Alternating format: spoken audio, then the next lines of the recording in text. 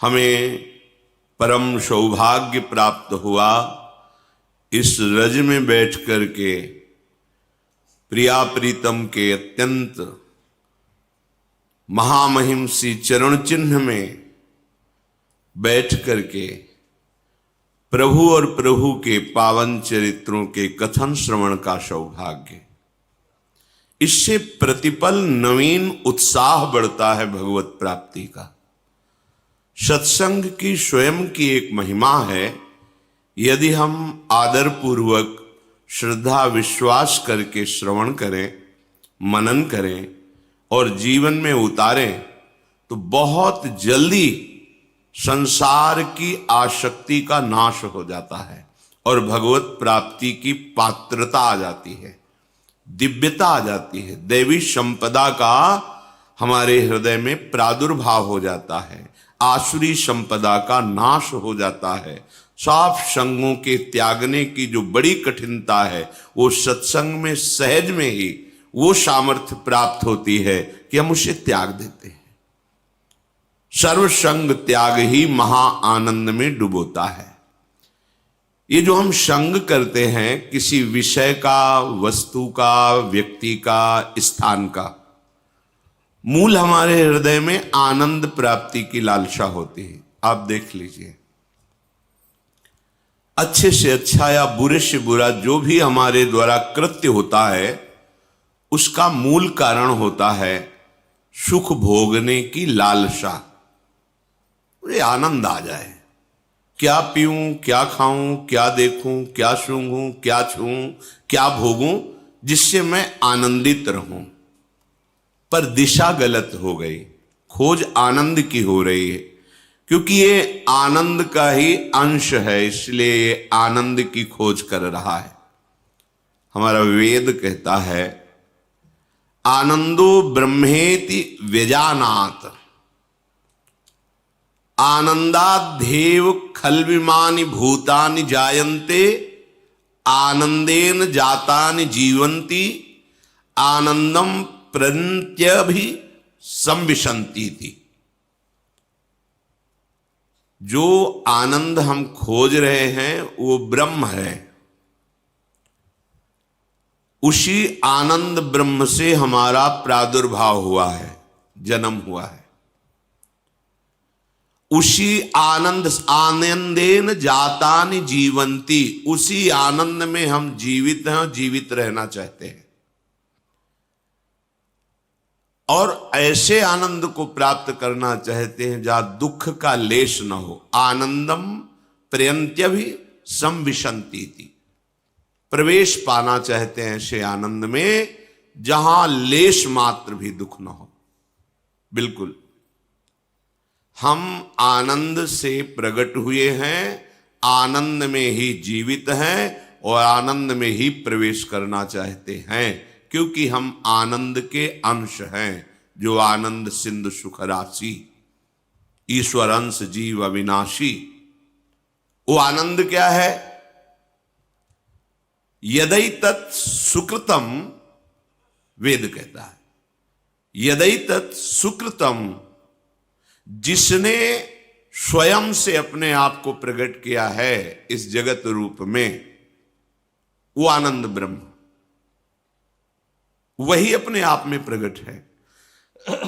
कुछ प्रश्नकर्ताओं का प्रश्न होता है, भगवान ने हमें क्यों फंसा दिया, क्यों जन्म दिया? समझो वेद क्या कह रहा है। वेद कहता है यदैतत् सुकृतम, सुकृतम, ये सुंदर जो जगत प्रकट किया, ये क्रिया हुई, ये अपने आप से अपने आप में हुई, किसी और को नहीं रचा। कैसा स्वरूप है? रसो वैशा, वो पूर्ण रस स्वरूप है। हमारी मांग क्या है? रस, आनंद, सुख, प्रसन्नता। रसम हृवायम लब्ध्वा आनंदी भवतु। जो अपने स्वरूप को जान जाता है वो रस स्वरूप हो जाता है, वो महाआनंद में डूब जाता है। बहुत विचारणीय विषय है, वेद है। आनंद पूर्ण ब्रह्म, उसके अंश आनंद में, खोज आनंद की, जीवन आनंद, प्रवेश आनंद में, दिशा गलत हो गई।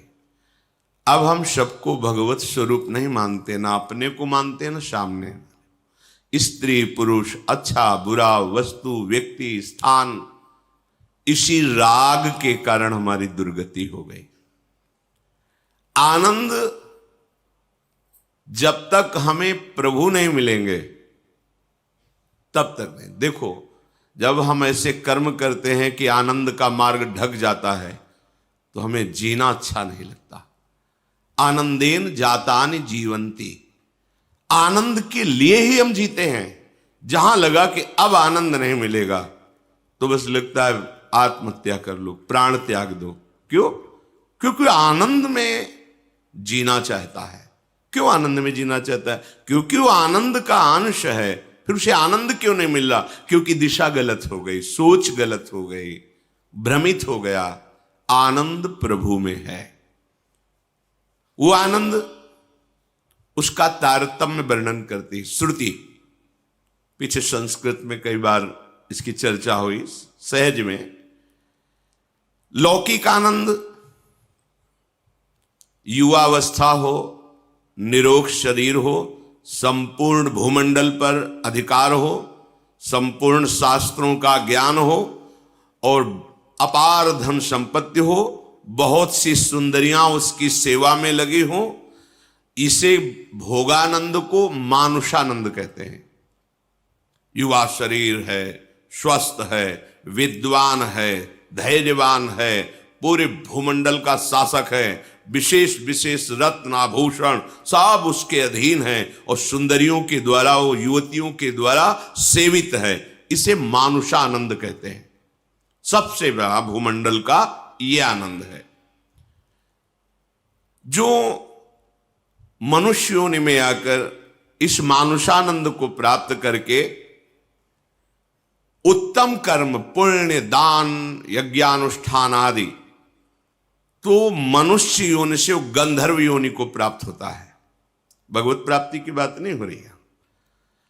गंधर्व योनि को प्राप्त हुआ जो मनुष्य है, उस मानुषानंद से 100 गुना बढ़कर उसे सुख मिलता है।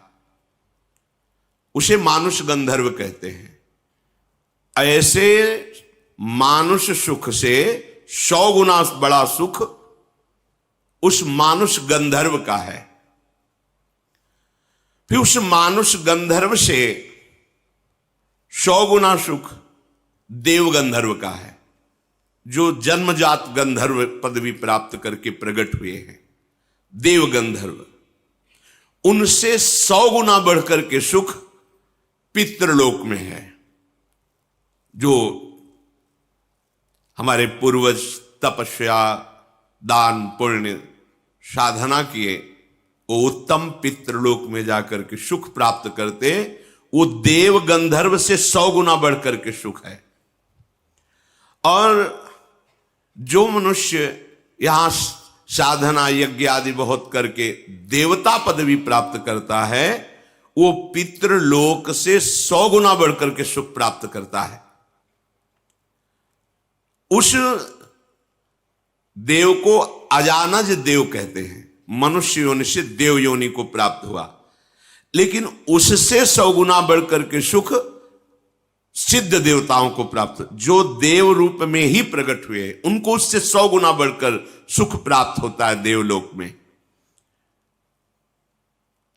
और उन देवताओं से 100 गुना बढ़कर के सुख देवराज इंद्र को प्राप्त होता है। देवराज इंद्र से 100 गुना बढ़कर के सुख आनंद देवगुरु बृहस्पति को प्राप्त होता है। बृहस्पति के सुख के 100 गुना बढ़कर के सुख प्रजापति को प्राप्त होता है। जैसे दक्ष प्रजापति पद को प्राप्त होता है।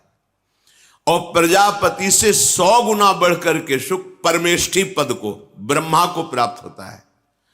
और ब्रह्मा से लेकर के यहां तक जो आनंद का क्रम वर्णन किया गया, इसे सहस्त्रों गुना बढ़कर के सुख ब्रह्मानंद प्राप्त महापुरुष को, ब्रह्मानंद ज्ञान के द्वारा जो अहम ब्रह्मास्मि की सिद्धि करता है, ब्रह्मा जी से भी बढ़ करके हजारों गुना उसको सुख प्राप्त होता है। उत्तरोत्तर आनंद की अधिकता का वर्णन किया गया। विश्राम मिला जाके ब्रह्मानंद में।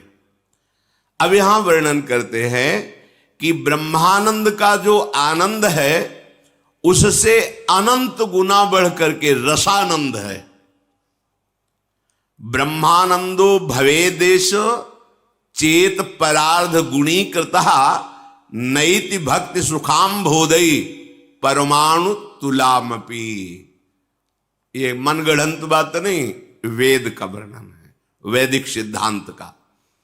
ब्रह्मानंद की जो संख्या मानुष सुख से शुरू हुई और ब्रह्मा तक पहुंची, उससे हजारों गुना बढ़कर सुख उस ब्रह्मानंद को प्राप्त महापुरुष को, जो उसको सुख प्राप्त है, एक के ऊपर 17 शून्य लगावे उसे परार्ध कहते। एक लिखा और 17 शून्य लगा दे, उस संख्या को परार्ध कहते हैं।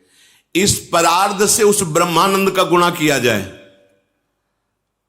वो भी भक्ति के प्रेम सुख के कण के बराबर नहीं है।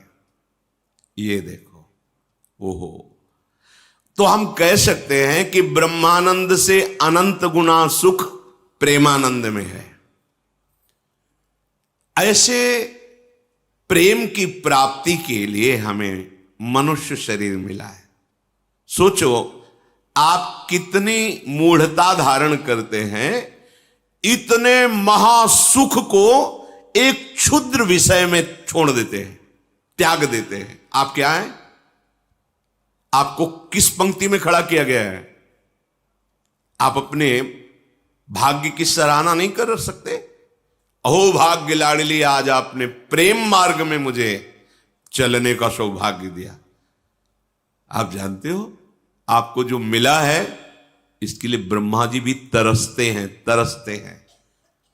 हजारों वर्ष तपस्या करने पर भी गोकुल की लता नहीं बन पाए, वृंदावन की लता की तो मांग ही नहीं की। आश्चर्यचकित होकर, भयभीत होकर 3 परिक्रमा करके चले गए। 60,000 वर्ष तपस्या की कि गोकुल की कोई लता बन जाए, नंद नंदन की चरण धूलि पड़ेगी। ये वृंदावन धाम आपको मिला, आश्रय मिला, दर्शन मिला, वास मिला। कल आप सुन रहे थे, प्रियाजू की शरणागति मिली, राधा नाम जपने को मिला। जानते हो आप कहां हो? ब्रह्मानंद के आगे 1 लिख के 17 शून्य गुणा किया जाए तो वो भी रसानंद की तुलना में नहीं आएगा। प्रेम से प्लावित होकर के जो राधा राधा राधा। किसी ने 2 बजे रात्रि के पूछा किसी से, आप क्यों बैठे हैं? उनका हम केवल दर्शन के लिए बैठे हैं। हमें दिखाया उसको, क्यों दर्शन करना चाहते हैं? पता नहीं, जब से राधा नाम सुना है बस यही लगता है कि अधिक से अधिक मेरा जीवन वृंदावन में रहे, मैं महाराज जी को देखूं, उनकी बात सुनूं, और ऐसे चिल्ला के रो पड़े कि हमें भी वह बंद करो बंद करो बंद करो। एक संसारिक जीव को राधा नाम पे इतना प्रेम, लाडली, जो ये कोई साधना हुई उसकी? नहीं। क्या हुआ? तुलयाम लवेनापि न स्वर्गम ना पुनर्भवम भगवत संग संगस्य मर्त्यानाम किमुताशिषा। अगर भगवत प्रेमी महात्माओं का संग मिल जाए तो बोले उस एक क्षण के संग के आगे फिर ये मृत्युलोक की सुख की बात क्या, स्वर्ग और मोक्ष सुख, ब्रह्मानंद, वो भी फीका हो जाता है। ये वृंदावन भूमि, कोई कण ऐसा नहीं जो प्रेमियों के आंसुओं से भींगा ना हो। सच्ची माना, आज आधुनिकता है तो आप उसे नहीं देख पा रहे। यहां 2 प्रकार के आंसुओं से भींगी हुई भूमि है, या तो श्री कृष्ण विरह में या श्री कृष्णानंद में। संयोग में अपार आनंद सुप्रवाह हो रहा है। गदगद सुर नैना सजल दंपति रस रहे भीन, ये आनंद श्रु। या हा कृष्ण हा प्राण वल्लभ कब मिलोगे। ये भूमि उन प्रेमियों की है जिनके आंसुओं से और हमारे प्रिया प्रीतम यहां विहरण करते हैं। इस भूमि का चमत्कार, इस भूमि की रज का प्रेम करने वाले रसिकों का संग। आप किस पंक्ति में खड़े हैं? ब्रह्मानंद भी जहां गणना में नहीं आता है, आप उस रसानंद में हैं। रस ही की मूर्ति दो, रसिक लाडली लाल। साक्षात रस हैं हमारे प्रिया प्रीतम।